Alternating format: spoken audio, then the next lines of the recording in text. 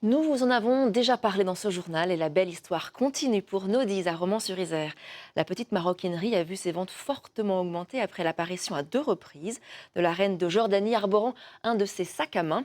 L'atelier a dû doubler ses effectifs, une bonne nouvelle pour la capitale de la chaussure et du cuir qui voyait son savoir-faire disparaître. Tristan Vinck et Mathias Garnier. D'un petit atelier de Romans-sur-Isère aux mains de la reine de Jordanie, icône internationale de l'élégance. En à peine plus d'un an, les sacs de cette créatrice ont fait le tour du monde et des magazines de mode. En mars 2025, Rania de Jordanie portait publiquement un sac de la marque pour la première fois et faisait exploser les ventes pour l'année. Il y a 3 mois, la reine a remis ça avec un autre modèle.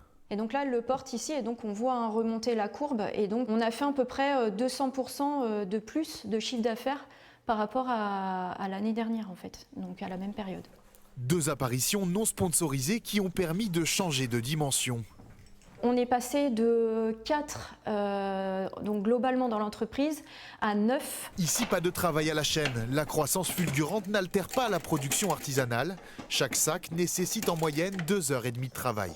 Ça change les grosses industries en règle générale, les industries de maroquinerie qui sont beaucoup plus grandes, avec beaucoup plus d'employés. Et là, on est à échelle humaine et en plus, on fait quand même des produits de A à Z. Des produits haut de gamme à des prix environ 5 fois moins chers que les géants du luxe mondialement renommés. La créatrice propose une mode plus accessible et plus durable, d'où son choix de s'implanter à Romans-sur-Isère pour s'appuyer sur l'écosystème de l'ancienne capitale de la chaussure.